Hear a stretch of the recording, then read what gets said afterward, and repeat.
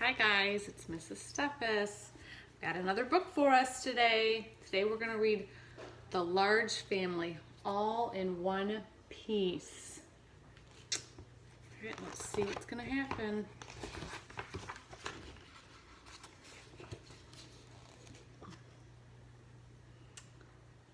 Looks like their family there.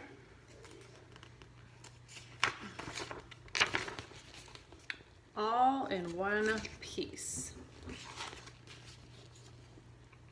Okay. Mr. Large was getting ready for work. "Don't forget the office dinner dance tonight, dear," he said. "Of course I won't," said Mrs. Large. "I've been thinking about it all year."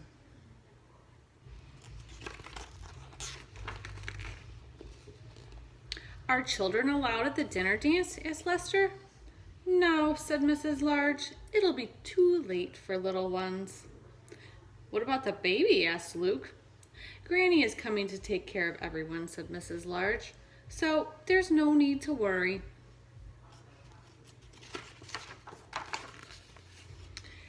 Granny arrived at tea time. The children were already bathed and in their night clothes. Granny gave them some painting to do while she tidied up, and Mr. and Mrs. Large went upstairs to get ready.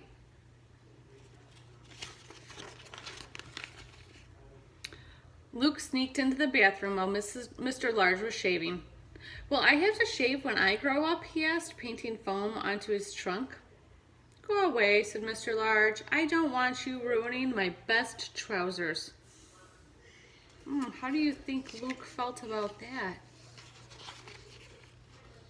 The baby crept into the bedroom where Mrs. Large was putting on her makeup.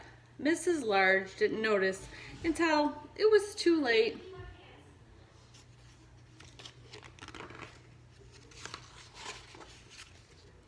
"Look," said the baby. "Pretty." "Don't move," said Mrs. Large. "Don't touch anything."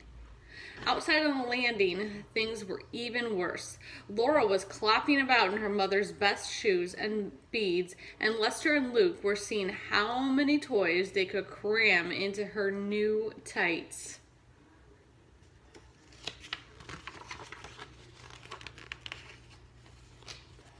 "Downstairs at once," bellowed Mrs. Large.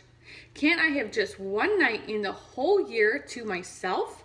One night when I am not covered in jam and poster paint. One night when I can put on my new dress and walk through the front door all in one piece?" They look sad, don't they?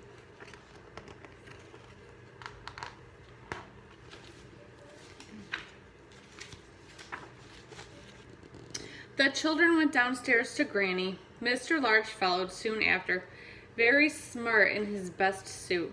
At last, Mrs. Large appeared in the doorway. "How do I look?" she asked.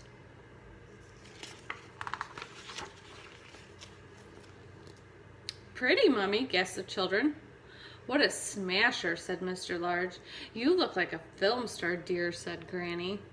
"Hands off," said Mrs. Large to the paint-smeared children.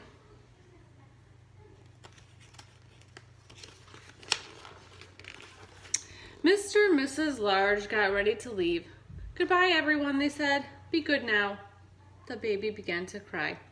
"Just go," said Granny, picking her up.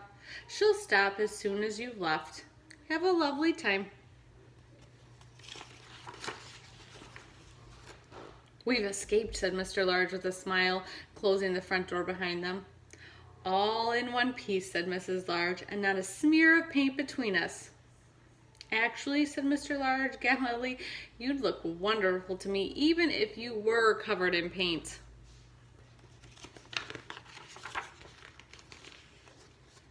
Which was perfectly true, and just as well, really. Do you see that? Looks like Mrs. Large has got some paint on the back of her dress. I hope you guys have a great day. I'll see you next time.